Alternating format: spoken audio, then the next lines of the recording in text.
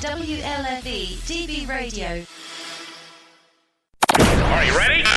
Live from the Metal Mayhem Studios in Rochester, New York. We are gold. And heard around the world by metalheads just like you. This is Metal Mayhem ROC. Heavy metal music. Your weekly dose of metal music, interviews, album reviews, news, and more. Want to be part of the show? Send us a message through our website, metalmayhemroc.com, or hit us up on Facebook and Twitter. Search Metal Mayhem ROC. It's getting nice and heavy. And now, welcome tonight's host, John the Vernomatic Verno. Good evening, everybody, and welcome to tonight's show. As always, Thursday nights, brand new content drops. I invite you to visit the metalmayhemroc.com website. There you'll find direct streaming links to Spotify, Apple Podcast, and Stitcher. While you're there, do us a favor, download some past shows, rate and review, and subscribe to the podcast. Recent episodes we had last week, we were on the road with Raven, live from New Jersey. A couple weeks ago, Carl Kennedy of the Rods came in, told us about his new band, the 450s. And at the beginning of the month, we had Sean Peck of the Three Tremors, him and Ripper Owens and Harry Conklin. They just dropped their second album. So go back, check out some of those past shows. While you're there, sign up for our email list. This is our way to stay in touch with you about weekly show updates, free giveaways, promotional items, that kind of stuff.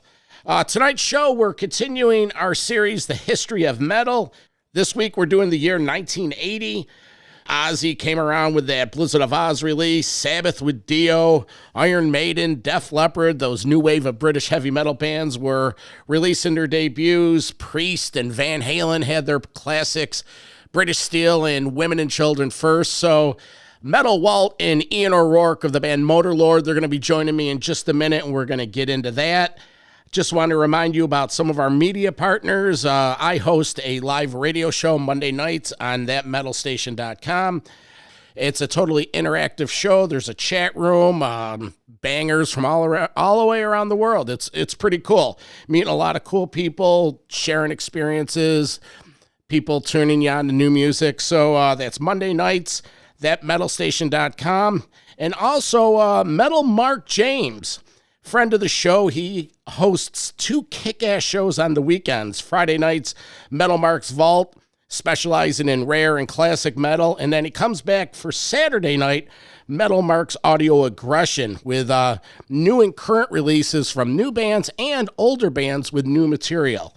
You could find all these links and all this information back at our website, metalmayhemroc.com. So that's what we have for tonight. As always, thank you for your support. Join us on our Facebook page. Follow us on Twitter. Just search Metal Mayhem ROC.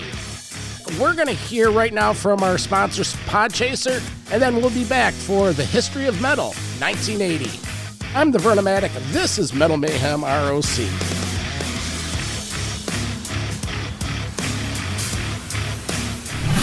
Attention metalheads.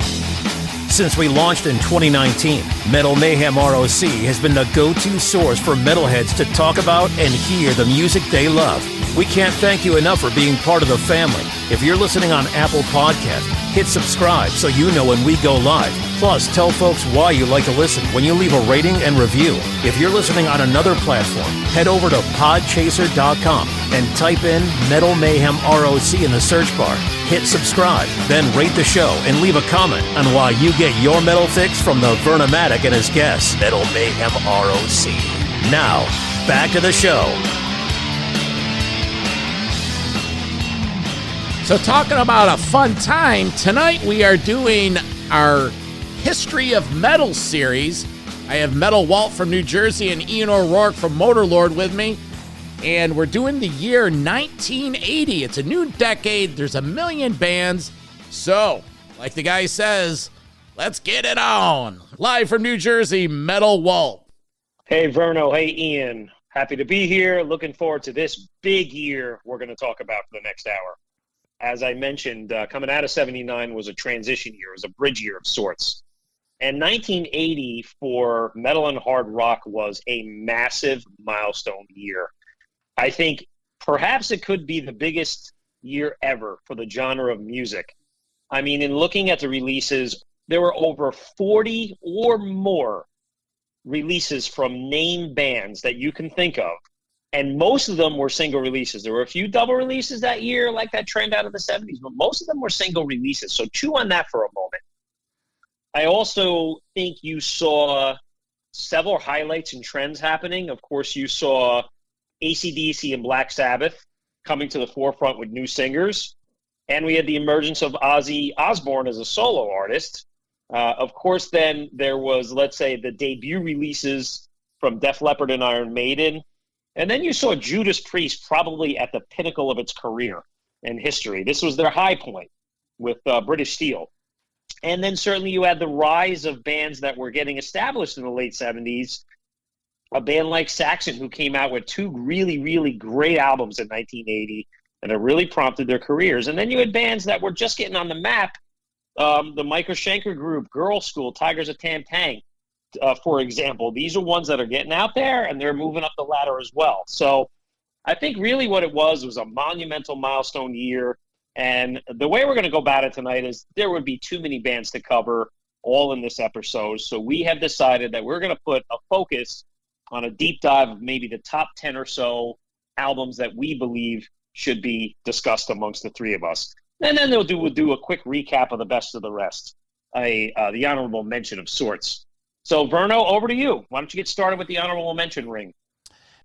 So as we start doing this new decade, 1980, the roster of bands releasing stuff is just getting completely out of control. Tonight, we're just going to really concentrate on the big 10 or 12 bands that ended up being like the big powerhouses of the metal scene. But there was still bands releasing stuff. So Ian and I right now, we're going to go through a little roster of the bands and what they're doing. Like Samson with Bruce Dickinson, they released the album Head On. They're still up and going. And at this point, they're part of that new wave of British heavy metal movement. Bands like Girl School, all like the heavy metal all-girl band, Witch Find, Give 'Em Hell, and Stage Fright. They had a couple. Tigers of Pantang with Wildcat, John Sykes, pre-involvement with Whitesnake. Girl had the album Sheer Greed. Now, Girl was the band that Phil Collin was in before he eventually took over for Pete Willis up in Def Leppard in 1983. Cirith Ungol, American Metal. They had their debut of Frost and Fire. What else we got on there? Gary Moore, Guitar Hero over in Europe, had that G-Force album. Budgie, Power Supply. Now, Budgie, again, part of that new wave of British heavy metal movement. Ian, there's a lot of bands that you're into. What do you have from the roster that's releasing stuff this year? Well, one of the bands we've mentioned before, Triumph, they've got Progression of Power, another continuation in that really cool hard rock thing that they've got going on up in Canada. Whitesnake released Ready and Willing. This is the fourth full length as Whitesnake. Kind of a big deal in 1980. You know, the production's a little bit better. Martin Birch is still tweaking the knobs for him, doing some good stuff. Crocus, our Swiss friends there, they released Metal Rendezvous, and I believe Mark Storrs, this is his debut with them. And then, you know, you come back to the States, you know, you've got Blue Oyster Cult with Cultosaurus Rex. You had Molly Hatchet, our friends from down south, with the third in their little trilogy of classic albums, Beating the Odds. The first without Danny Joe Brown. You had Ricky Medlock and the Boys in Blackfoot with Tomcattin', which is the second in that classic three-album set of theirs. The Boys in Kiss, you know, releasing Unmasked, you know, that was pretty much a big deal for everybody at that particular time because, you know, Kiss was one of those bands that was really in like a weird flux, you know, but they were trying to make their way into what was going on in today's music. You know, back over to Britain, you know, the one band that, or two of the bands that we kind of got to mention is Diamond Head with Lightning for the Masses, and you had the self-titled by Angel Witch. I mean, when you talk about new wave of British heavy metal, the importance of what it meant to that movement and to bands like Metallica and Slayer and all the boys back this way, that really is some big deal stuff you're talking about. Oh, I totally agree. But I didn't realize Mark Sirachi, that was the first album that he was with Crocus? He wasn't on that very, very, very first one? No, that was another singer, Vern, and his name right now escapes me. But yeah, this was the debut for Mark with them on Metal Rendezvous. He didn't come on until a couple albums later, and that really was kind of one of the things that helped them further shape their sound. You could really see that they were embracing that heavy metal vibe that was going on around America and in Europe at the time. So it was pretty cool. Now, the Plasmatics, that punk scene. Here's a fun fact I mentioned in previous episodes. Wendy O. Williams is from my hometown of Rochester, New York. The Plasmatics at that point, that was right when they were gaining a lot of momentum. They ended up going on some of those Kiss tours and actually had some metal tours. So Plasmatics with their album New Hope for the Wretched. And Neil Kay, Metal for Mothers. What's the story with Neil Kay? He was the DJ over in England that, for the lack of a better term, helped put Iron Maiden on the map. What do you know about that? Helped put heavy metal on the map, really. I mean, you think about the Soundhouse. That was all his idea.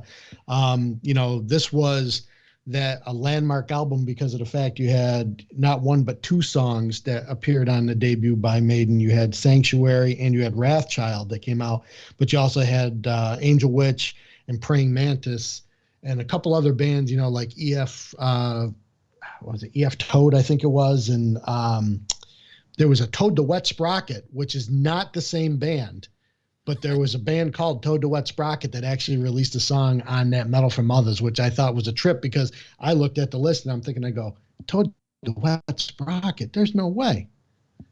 Yeah, there's actually pretty cool stuff though, Vern. And then two bands with that name.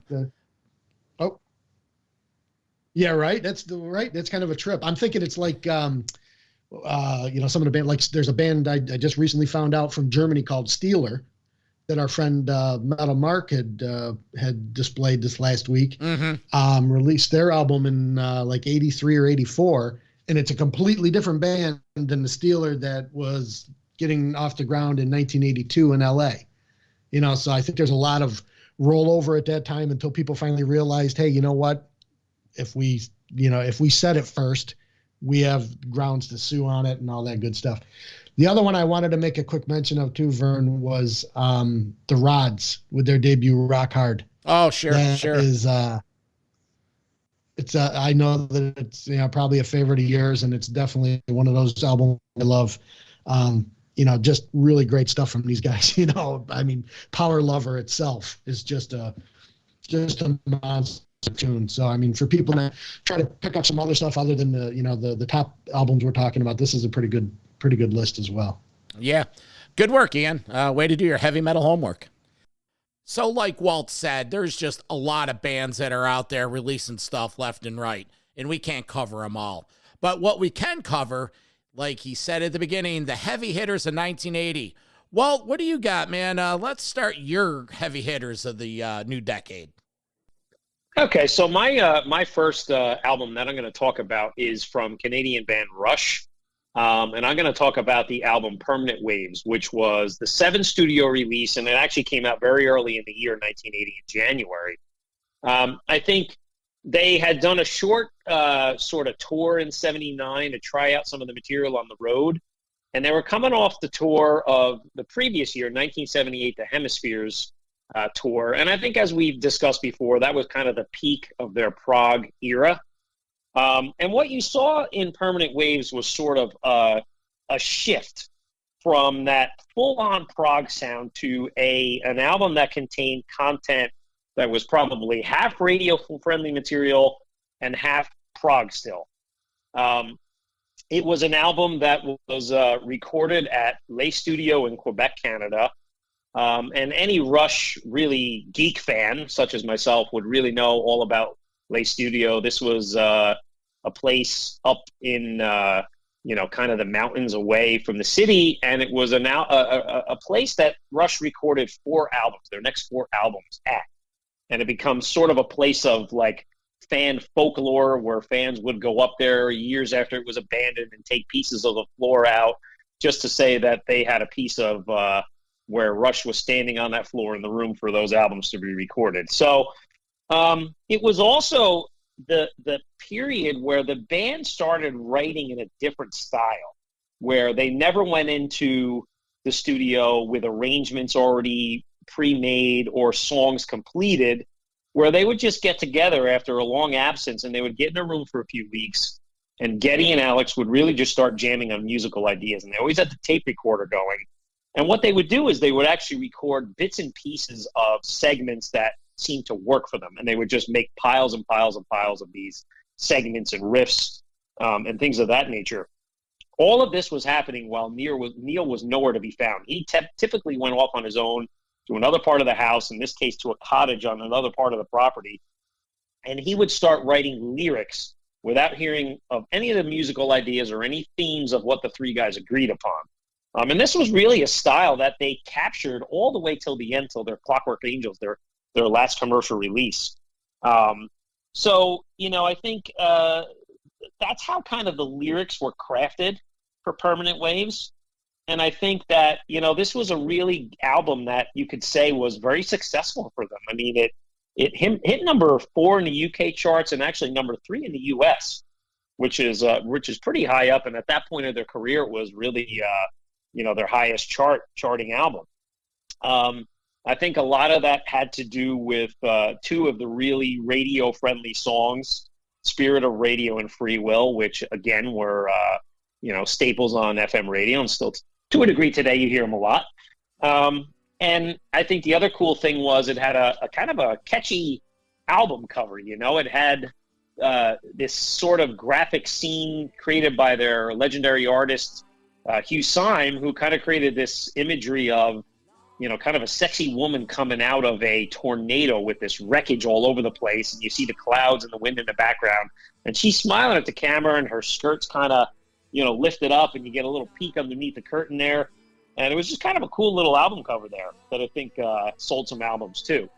I think, when you look at the other tracks and the other theme of the music, you see that, yes, although it's not a very long album, it only clocks in at about 36 minutes, there's really 2 songs that stand out in terms of their, we'll call it somewhat prog, but also sort of the new style of Rush in its new version of complex music. And those are the tracks Natural Science and Jacob's Ladder. For me personally, I think the song Natural Science, it's one of those tracks that you can just put on every time and kind of discover something new, as we talked about in a previous episode, like a La Villa Strangiato song. It's in that camp. It has the weird elements of sound, and it starts in with the eerily dark acoustic guitar coming in, and it has the build-ups, and then it kind of just fades out in this crescendo. Really, really nice piece of music.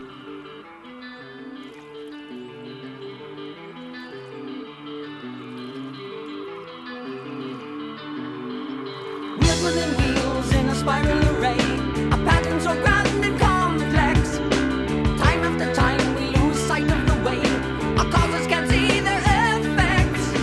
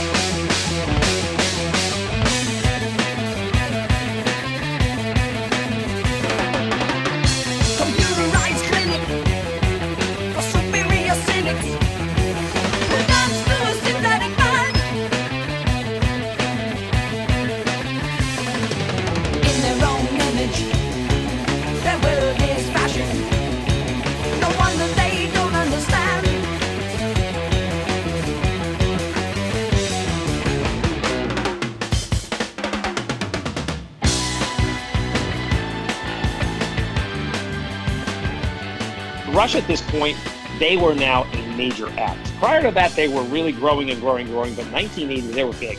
I mean, they were filling hockey arenas all over the United States and Canada. They were as big as it was going to get. All the support acts that they previously supported in the early 70s, such as Uriah Heep and others, they were now support for Rush. So I think this is definitely a strong release from 1980, and really, really happy I had a chance to revisit this one and give you guys a description of it. Love Permanent Waves. Spirit of Radio and Free Will, they're in my top 10 Rush songs of all time. They have side 2, still go back to side 1, side 2. Side 2 with Natural Science and Entre Nous. Is that how you pronounce it? That album, I didn't realize it was only 36 minutes long. Love Permanent Waves. Great job, man. Great way to wrap that up. Ian? Yeah, the album I wanted to start off with is a big one, I think, for all of us. It is the self-titled debut album from Iron Maiden.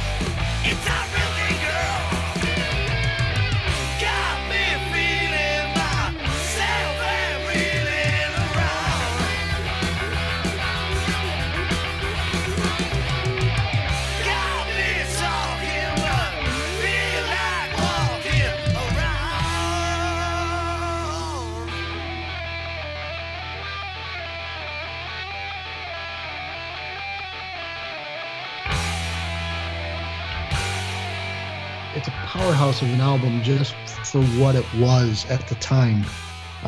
There was really nothing that sounded like this band. Sure, you had your Judas Priest and you had some others, but when Maiden kind of came into their sound and they were putting this material out for people, when you see the reaction that some of those deep core fans have, I mean, you can see why, just for what it was and what it still is for a lot of people today.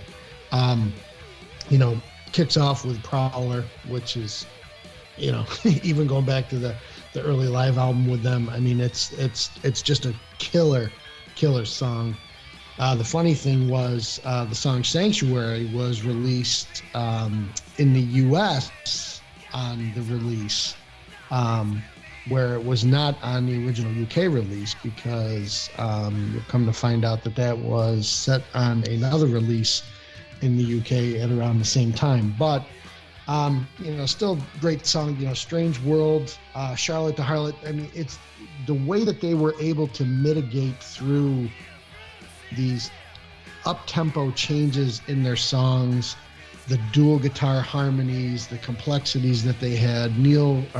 Steve Harris with his bass, just all the different things that were going on. But Paul still had this intensity and this melodicism to his voice that really fit those early Maiden albums. I mean, he just has this street-wise, I guess, is really the only, it's that street sound. The self-titled album from Maiden is still, one of those top metal albums, at least in my book. Staying in England, 1980 saw the debut full-length album from Def Leppard. Now, they had the EP a year earlier, and they had the tracks Rocks Off and Overture on there, but the band's first full-length was the album with Rock Brigade and Hello America, and it was 11 songs, but it was Def Leppard at their infant stages as well. They never embraced that heavy metal label, and they really weren't big on being included in that new wave of British heavy metal from the beginning. I don't know why. It gave them a chance to have an identity, but the band was very young at this time, their age-wise.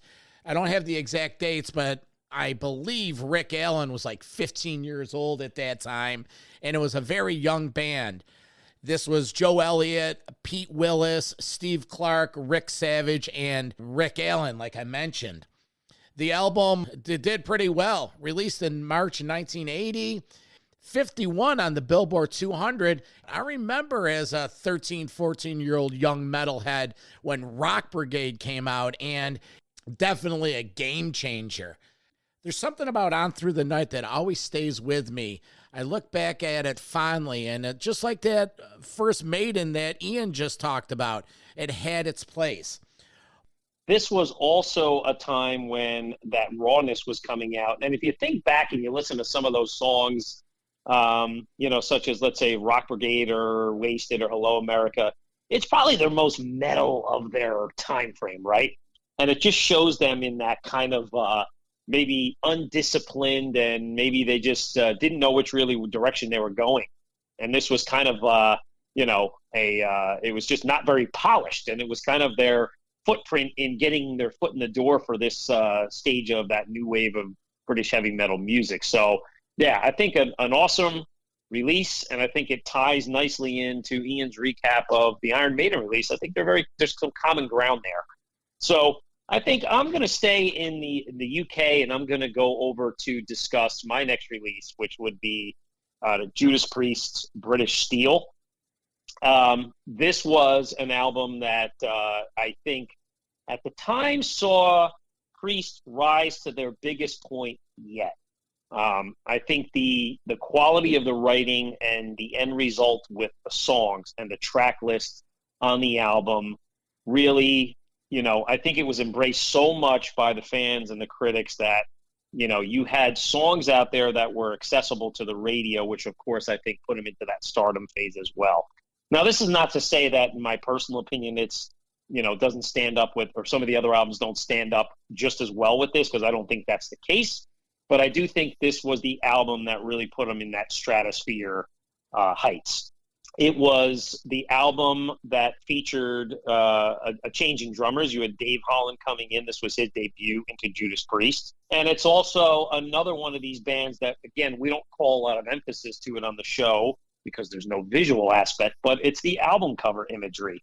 And it's the hand with the heavy metal studded braces holding your typical old-style men's razor blade, the raw razor blade with the Judas Priest logo and British Steel, kind of cutting to the sides. I mean, if that's not imagery of what the band stood for, coming out of the Midlands and the Black Country in the UK, I mean, that's what the band was all about. And I think that sold it as well. As I mentioned before, you did see a slight shift to the commercial sound with Living After Midnight and Breaking the Law, of course. Very quick, short songs, but very catchy, very radio-friendly. And these are, tracks that would capture an average person's ear, not just a heavy metal person. And truth be told, it's probably the kind of songs the true Priest and metal fans have heard so many times before, they don't want to hear them anymore. Yeah. But, but then I think when you look at some of the other, let's say, staples on the album, such as Metal Gods and Grinder and Rapid Fire, I mean, these are like essential songs from this album. And that's what makes this song, what I think most of us would agree, one of those essential metal albums that every metal guy has to have. And, I think of a song like Metal Gods, how it's just different, how it starts off and you just want to put your fist in the air and pump it.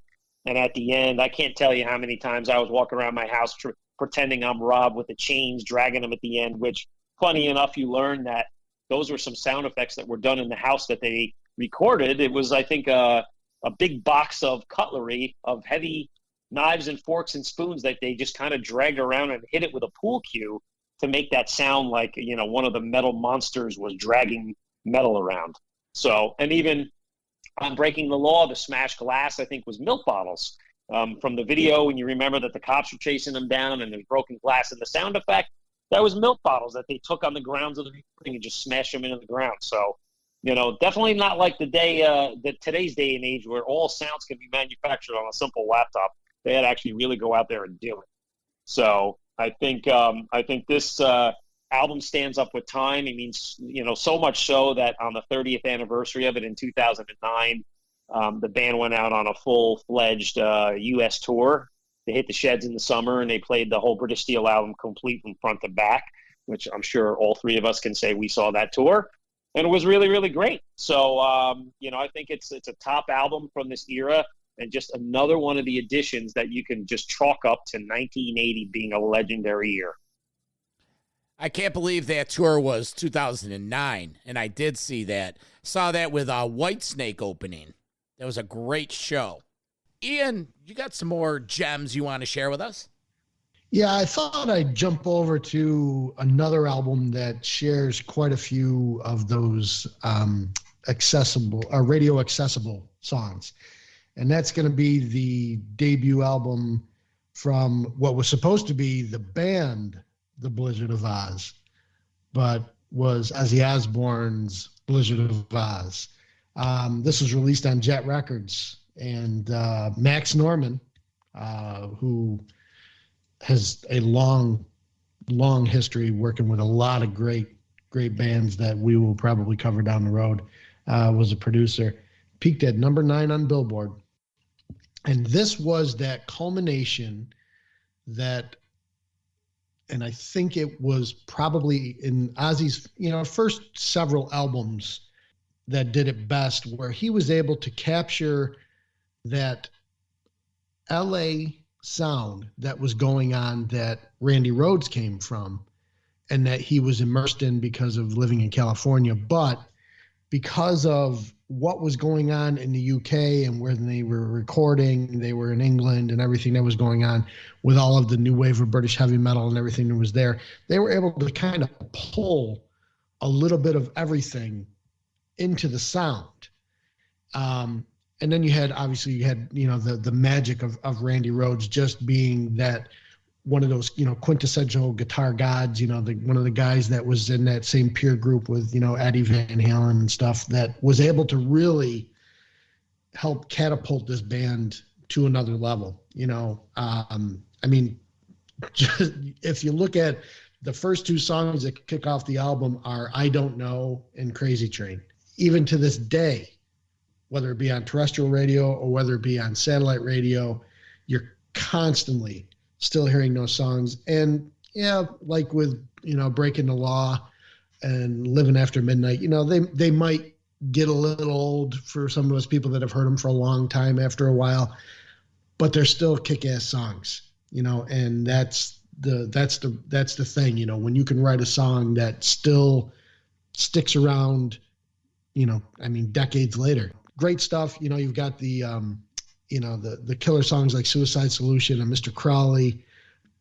Revelation Mother Earth has always been a favorite of mine for the elaboration of it. If you had to have a song that was that amalgam of metal and the neoclassical thing that Randy was, part of the infancy of, and even almost a slightly proggish in its own right because of all of the changes it goes through and everything.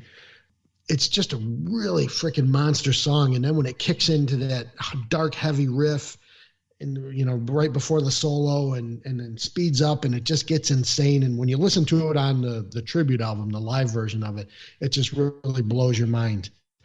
And then it closes out with the song Steal Away the Night. This is an album from top to bottom that really doesn't have, it's all killer, no filler.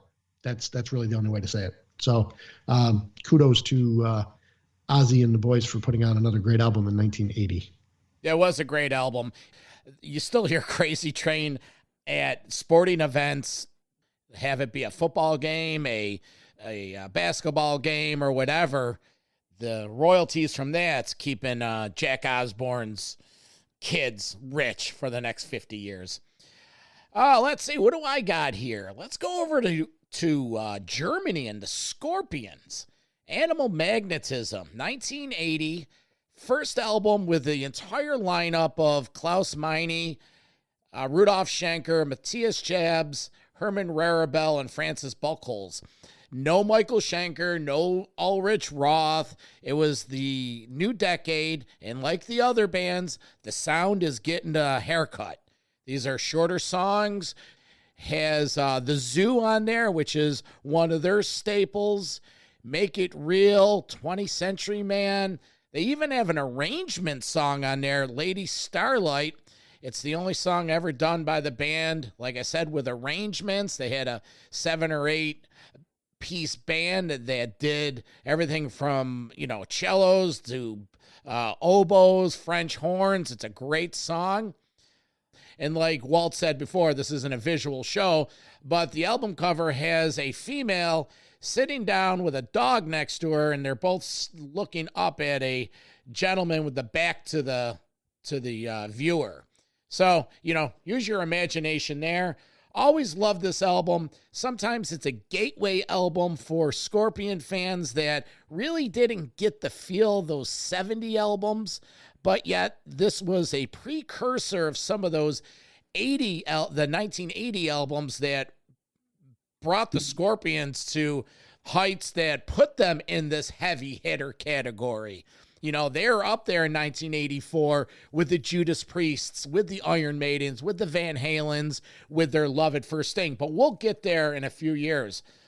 Well, any take on Scorpions? You're a Scorpion fan. Yeah, absolutely. I think you said it perfectly in that this is a really good gateway album out of, let's say, one era of the band into, let's say, the era that would be known as, let's say, the most well-known or popular lineup with the 5 musicians that are recording on this album. Yeah, it's definitely got strong material, but I think when you listen to a song like The Zoo, here it is all these years later, 40-something years later, just that back and forth chugging of guitars. I mean, who doesn't like that? And you want to hear it every time, and it's just a cool track. And, the imagery is really, really great, and I think this is just the start of, a really big era of the 80s that's to come ahead for the Scorpions and put them into that stratosphere of commercial success, and they become, truly a global act within the next 3 or 4 years. One of the biggest hard rock or metal bands in the world. All right, so moving along out of the Scorpions, I'm going to cover my next album release, which would be the Black Sabbath album, Heaven and Hell. This is the album where it was a really change in the band. It was a change in the direction away from Ozzy Osbourne and as Ronnie James Dio enters. And as we discussed prior, this was a band that was on its last legs. They really struggled for the last 4 or 5 years of their career in the 70s, putting out subpar product, really meddled in this, dire straits of drug and alcohol addiction and inconsistency with Ozzy Osbourne. And in comes Dio, and it changed their image, it changed their sound, and it put them on the map as really almost like a rebirth of the band. For me personally, this is probably a top 5 favorite album of mine of all time. I have a personal infinity for the title track, Heaven and Hell. It means a lot to me, just from the lyrical content. And, I think of, again, back to the imagery, you think about the cover. I mean, a lot of the Sabbath albums from the 70s, had a kind of their unique feel, but this one was different. You have 3 angels in a black backdrop, and they're all smoking cigarettes. And I think that's the perfect explanation or imagery of describing what heaven and hell means. I think, maybe people may not know this, but the material is actually, the music was, a lot of it was written in 1979. I mean, at that time, Ozzy was still in and out. It came back in at that point. Apparently there's somewhere a demo version of him singing an early version of Children of the Sea. But I think it was also a struggle where Tony was trying to keep the band afloat. Geezer Butler was out at that point. And Craig Gruber from Rainbow had come along with Ronnie James initially to do some bass tracks. And even Jeff Nichols, you find out many years later, actually earlier this year, the Jeff Nichols estate released some demo tracks that had never been heard from rehearsals from this era, and they were some pretty cool stuff. And so he actually played bass on some of the tracks too. I think, the story of how they met, I mean, truthfully, is Tony at the time was actually trying to make a new band. He wanted to get away from the album and the band name Black Sabbath, because at the point Ozzy was out, and so was Geezer, and he met Ronnie at the Rainbow Room in LA, and that's where they met, and they agreed to start this new band, which I suppose pressures from management and the record label, they decided to keep the band name Black Sabbath. One of the first things they did, apparently, after they met at the Rainbow, was he played him that version, the Ozzy version of the Children of the Sea, and Ronnie went in there and did what he did best, and he took a stubborn stance on things, and he went in and he recrafted and he made it his own. And that was, a signs of his persona for his whole career for the next 30 some odd years. This was also the change in the time where Ronnie took over the lyrical writing piece from Geezer Butler. So it took the band back to really just creating their music, and Ronnie did the lyrics. As every metal fan knows, this is somewhat of a change in style of music of the songs. A lot more melody was brought in, and that was really due to Dio's extended singing range. And just his style of lyrical content, it altered the band.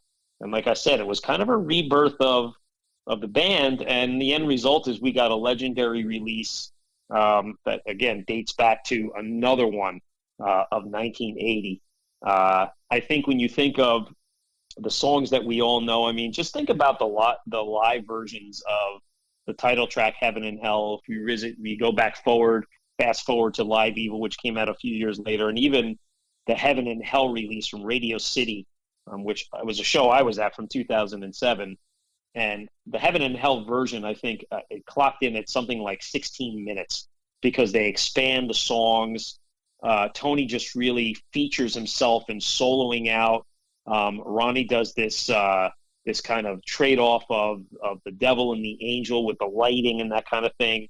And that's where the songs really come to life on that stage. And you hear that a lot on the Live Evil album.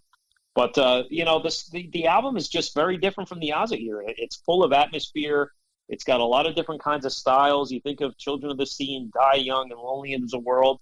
I mean, these have all kinds of ebbs and flows and build-up of different atmospheres and strong peaks and some, imagery in there with keyboards and acoustic guitars. And then you have, like, the title track and a racing show opener like Neon Nights. I mean, it's just jam full of just really solid, diverse material.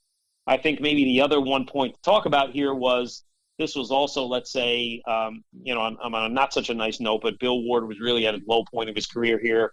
He did record the album. He got out on tour, but he couldn't handle it due to his substance abuse, and he was subsequently replaced by Vinny Appice mid-tour, who came in and then came on to be a fixture with the band during the Mob Rules album and the band Go Forward. So, again, another one of those, top metal albums of all time.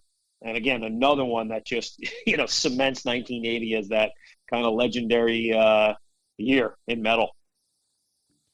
That's interesting that you mentioned that little tidbit about Bill Ward, because back in February, they re-released, not the band, but the record label re-released another remastered version of Heaven and Hell and Mob Rules.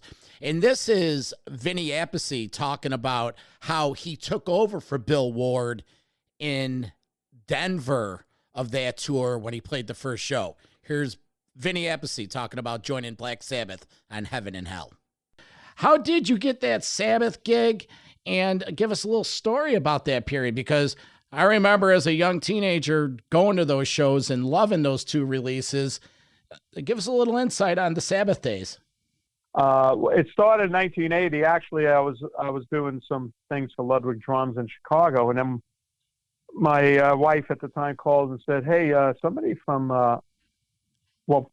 I know what it was. It was before I went to Chicago, and I got a call from Sharon Osbourne's office, and she got on the line and told me Ozzy was putting a band together, and we heard about you. We'd love you to fly to England and hang out with Ozzy, see how it goes, and you can play drums or." Just hang out, see if we're compatible, So I thought, oh, wow, Ozzy. And I thought at that time, Ozzy was, out of Sabbath. He was drinking. He was pretty crazy. So I thought, let me ask my brother what he thought of Ozzy. And I called my brother Carmine. I said, is Ozzy nuts? And he goes, yeah. So because he's known him for quite a while. And he said, yeah, he's pretty crazy. So I turned it down. I was young and I just didn't think it all the way through, and I turned it down. And then about a month later, when I went to Chicago, while I was there, my ex-wife, said, somebody from Sabbath called. I went, what, really? All this in 1 year? Yeah. So when I got home, I called them, and they said, we're in town. We're in the middle of a tour, which is called Heaven and Hell. And they were in Denver playing McNichols Arena, but Bill Ward never showed up. He was having some problems, and they had to cancel the gig and postpone it. So they had 4 days off, so they came to L.A. to find a drummer. So they got a hold of me. I don't know how. And I spoke to the tour manager. He said, why don't you come down and meet Tony tomorrow? And we hit it off right away. We hit it off really good, and then he invited me to come meet the band tomorrow and, have a jam, have it play. So that's what I did. I put all my drums in the car and went to SIR Studios on, where was that? Sunset Boulevard. Mm-hmm. And that's where we played for the first time. That's the first time I met Ronnie and Geezer, Tony the night before, and Jeff Nichols. And right before that, I heard Neon Nights on the radio, driving in the car. And I thought, wow, that new singer, Dio, he's really good, man. They sound great. And they go, what do you want to play? I went, shit. I wasn't a huge Sabbath fan. I was a fan, but I didn't know every song, I've heard the song. So they go, what do you want to play? I thought, well, that Neon Nights was pretty straight ahead. I know the tempo from just hearing it. All right, let's play Neon Nights. So that was the first song we ever played together. I didn't have it down very good, but it was good enough to tell if it fit in, And then they said, yeah, let's do it, because they only had 4 days. So it was only 4 days to rehearse, and that was one of the days already. So we had to get down to it. Then they were so happy, everybody went to the pub, and that killed a couple hours. And that happened the next day too. We played a little bit, and then everybody went to the pub. I stayed back at the rehearsal with Jeff Nichols, and we went over the tunes and stuff. So I had to learn a whole bunch of songs real quick.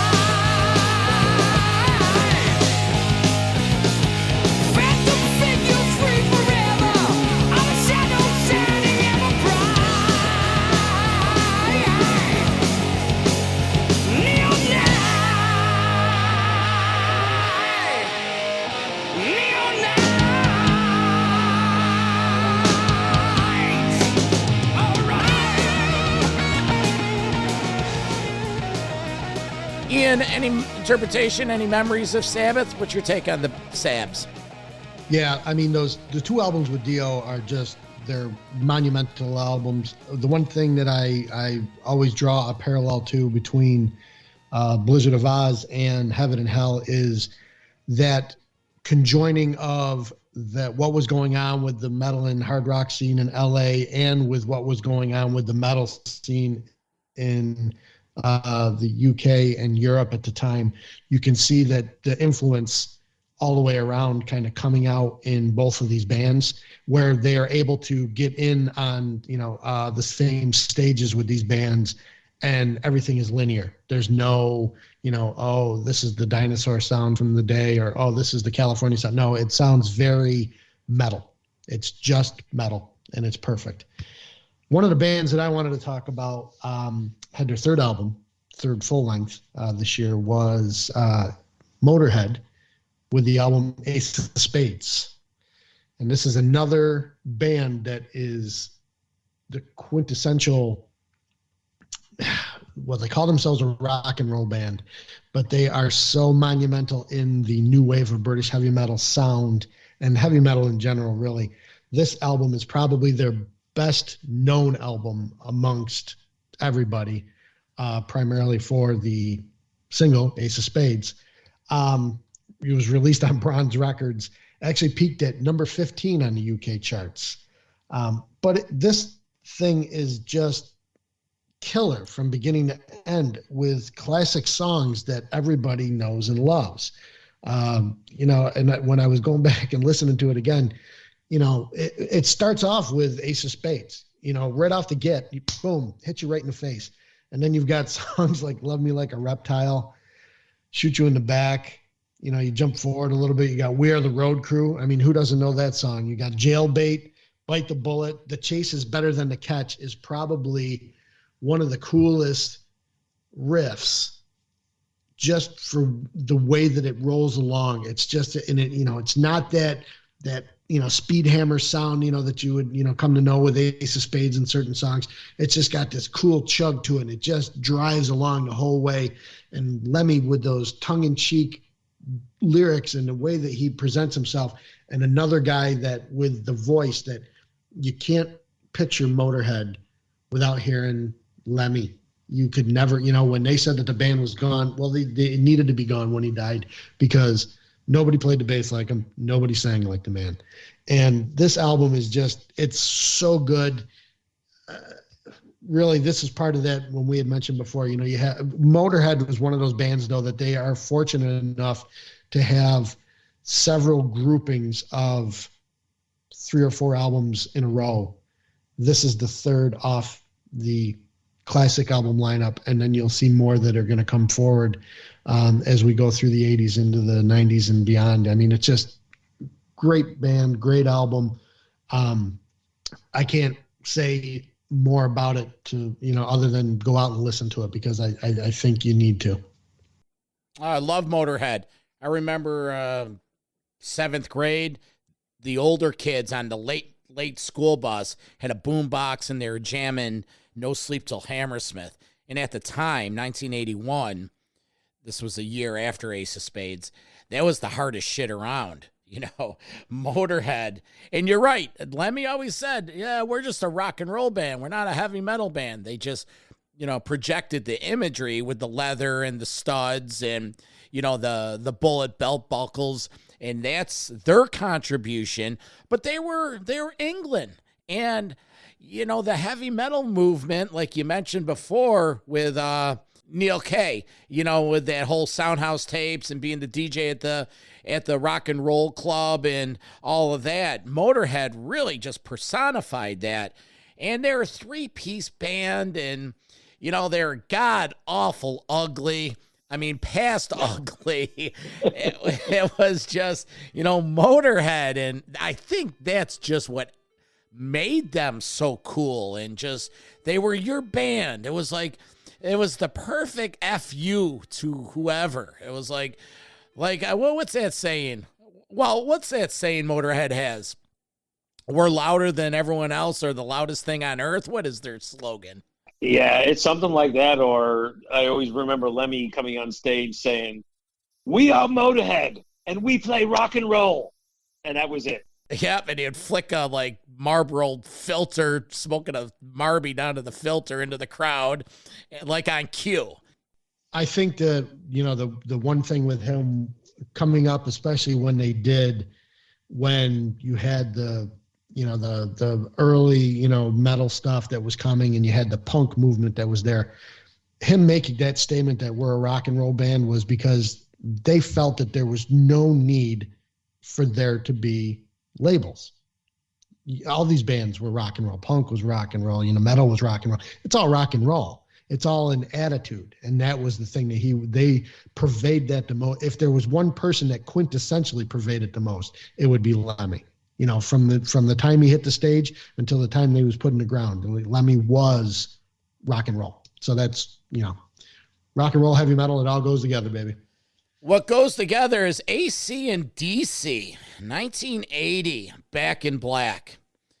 On one hand, a masterpiece and, the high point of their career. On the other hand, tragedy and a low point of their career, because this album came out in July of 1980, but they lost Bon Scott to a drinking overdose in February of 1980. If you really stop and think about that in today's landscape of how things are, that's amazing how when ACDC 1979, they're coming off the Highway to Hell success, their most commercially acclaimed album, best sales in the States, everything that they're trying to achieve through that progression from those earlier albums, they achieved with Highway to Hell. They had that, the single was a radio staple. They were doing it. And then again, Bon Scott dies. The band regrouped day after they buried Bon with the encouragement of their producer, Mutt Lange. They held auditions and they brought in Brian Johnson from an old Scottish band, Geordie. Now, the kicker on all this was Brian Johnson, he was, quote, retired. The band Geordie really wasn't doing anything. They had a popular song at the time over there, but they weren't going anywhere.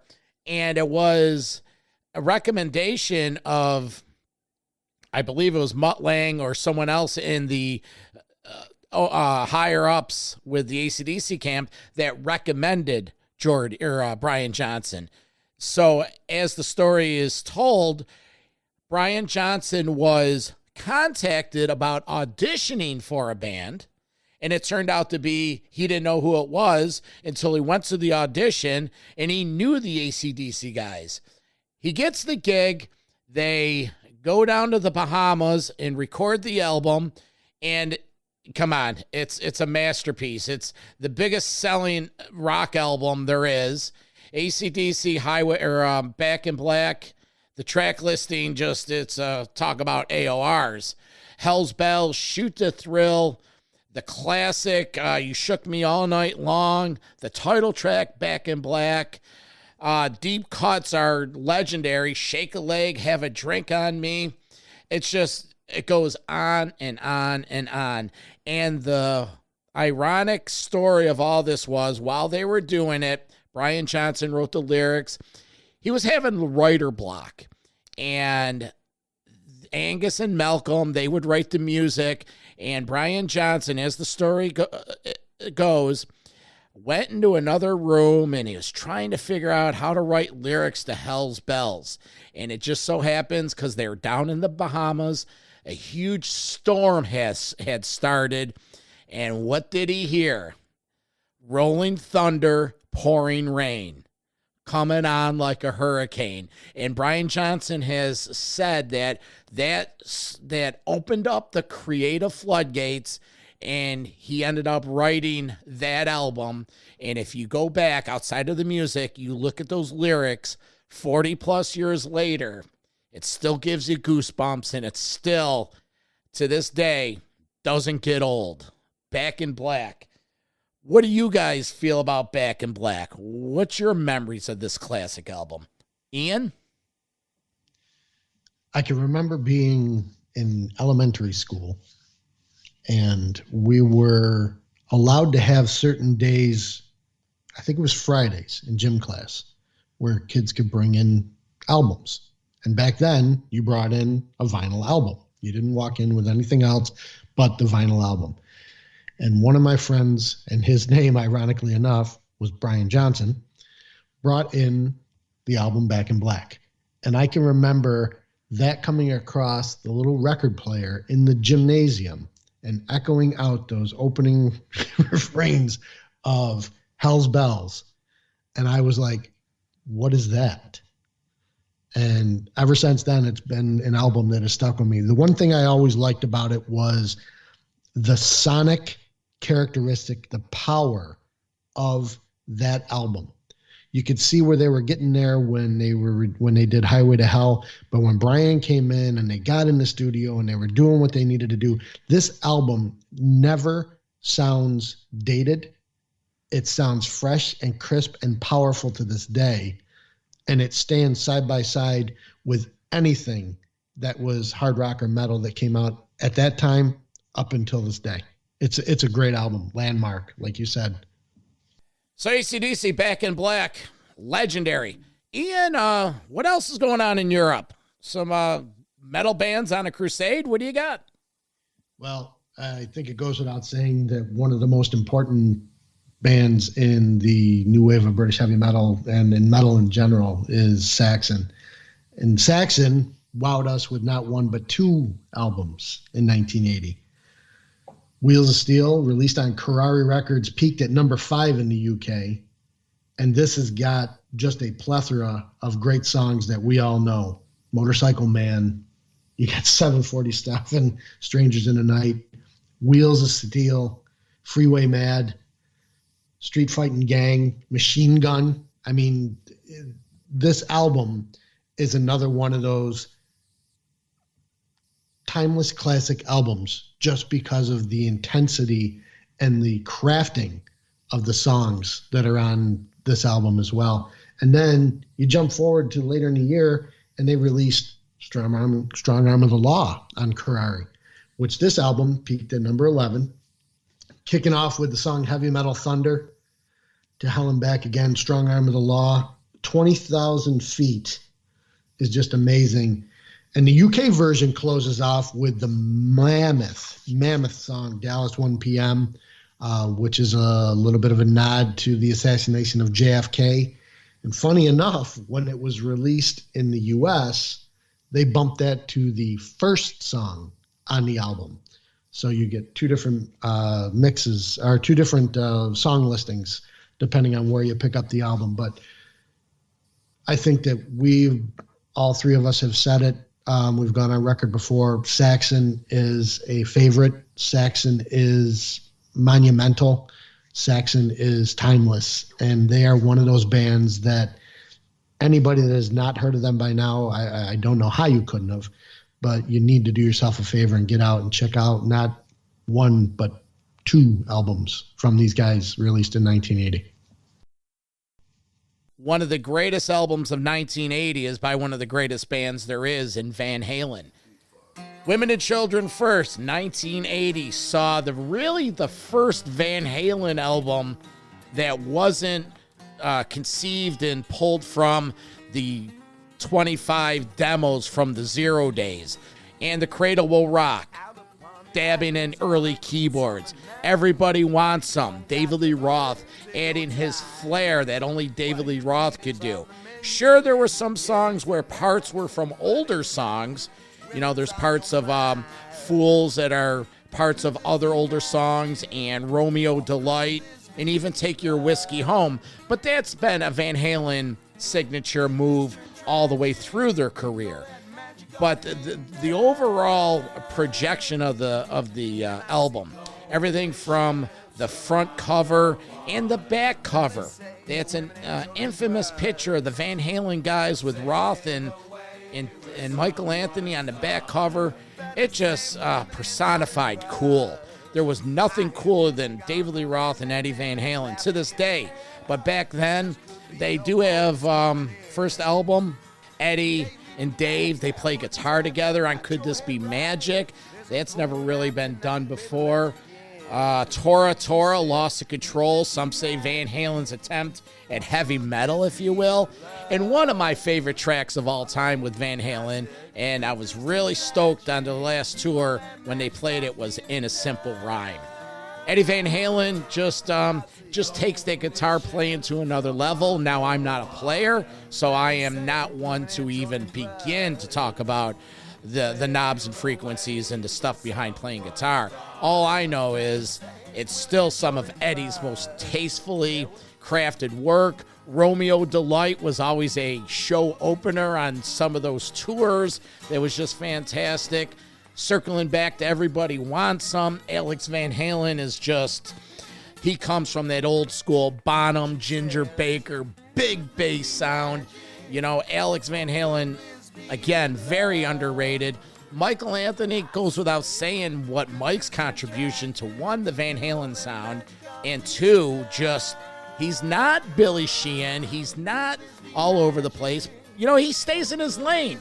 So, Women and Children First, fantastic album. And here's a fun fact. The back cover picture, the photographer just couldn't get the vibe of the picture. And finally told the guys, listen, threw him a bean, a joint, said, go out and smoke this and come back with an attitude. And in that picture, you see Michael Anthony holding a joint.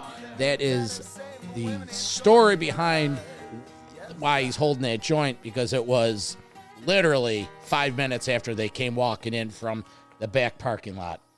Ian, your middle name's VH. What's your take on Women and Children First? The one thing that needs to definitely be noted is on the original vinyl in sleeve was the very promiscuous picture of David Lee Roth in nothing but his leather pants being chained to this chain link fence. That is the epitome of just fucking cool David Lee Roth right there. Romeo's Delight is probably, if it's not my favorite Van Halen song, it's like one of the top three. Really. It just is. And when you hear Eddie in that solo, he just shreds from beginning to end all the way through and just totally nails it. And then In a Simple Rhyme, I mean, that is the epitome of great songwriting. That song in itself is so perfect. I mean, it's just, oh my God. You just, that album, and I think I mentioned this to you before, I always go back and forth, but Women and Children First is my number one pick for Van Halen. Well, back in the past, when I was treated so coldly, my love life was a dire disgrace. Needed someone to love and hold me. That's one of the reasons that I was out of place. So, this is love, well, she finally kissed me. Had me all worked up inside. I was in love, but Cupid missed me. She up and left, and I almost died. But I was young and I was far from lonely. I've been that way for a long, long year. Needed a girl to call my one and only. Is that you? You think you got the interest? Come on and take the time. 'Cause you know I wanna be yours in a simple rhyme.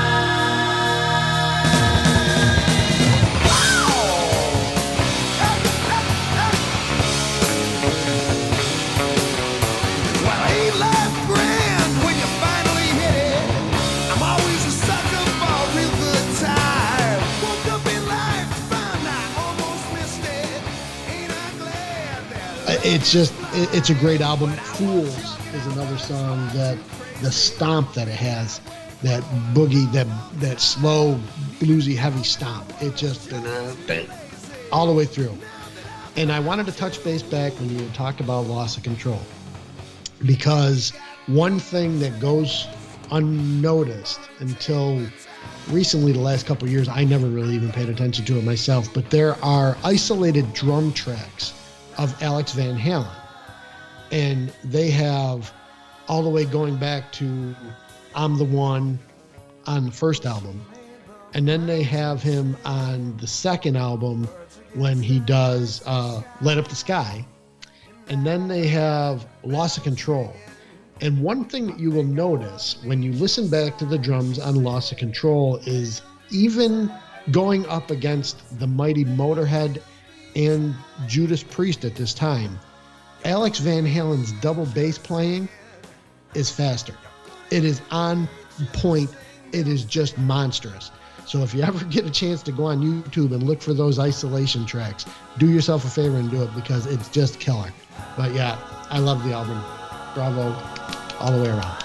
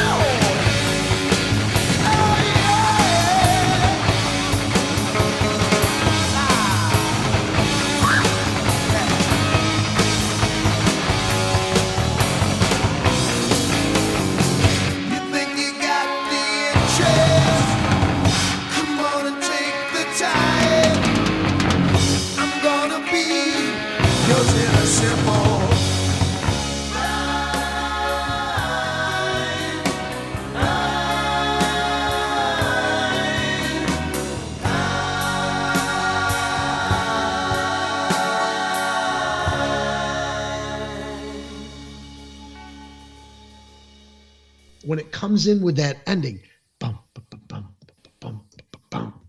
I mean, it's just, oh my God.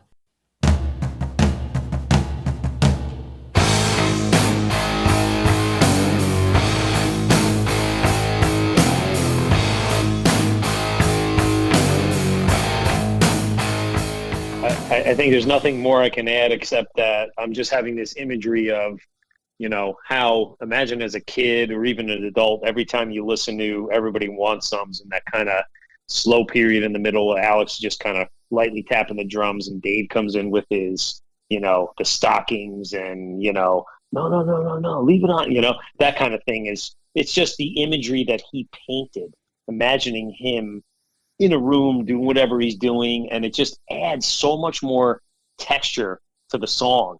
And I think that's where that beautiful compliment between Eddie and Dave came in, which is why I agree with Ian from a few episodes when we talked about it, how Van Halen is, you know, will always be Dave's band. And nothing against Sammy, because I love him equally, but there's something about what he brought to the table, let's say through that song, that even adds to that mystique there. So yeah, well done, guys. Amen. So the year 1980 will go down in history as the start of the greatest period in heavy metal history. Fantastic releases. I want to thank my co-pilots on this journey, Metal Walt from New Jersey and Ian O'Rourke from the band Motorlord. I invite everyone to visit the metalmayhemroc.com website. There you'll find archive pieces on some past episodes. Join us Monday nights for the Metal Mayhem ROC live radio show on thatmetalstation.com. And again, do us a favor. Visit podchaser.com. Put Metal Mayhem ROC in the search box. Rate, review, and subscribe to the podcast. We're out of here. Thank you for listening. I'm the Vernomatic. We'll talk to you next week. Have a good one, and keep it heavy. Metal for life. Thanks for listening to Metal Mayhem ROC. Check out our websites at metalmayhemroc.com and metalforever.com for information on upcoming concerts, podcasts, archives, and all sorts of info. Please like, follow, and share with everyone, even your non-metal friends. Catch us next time on WLFE DB Radio.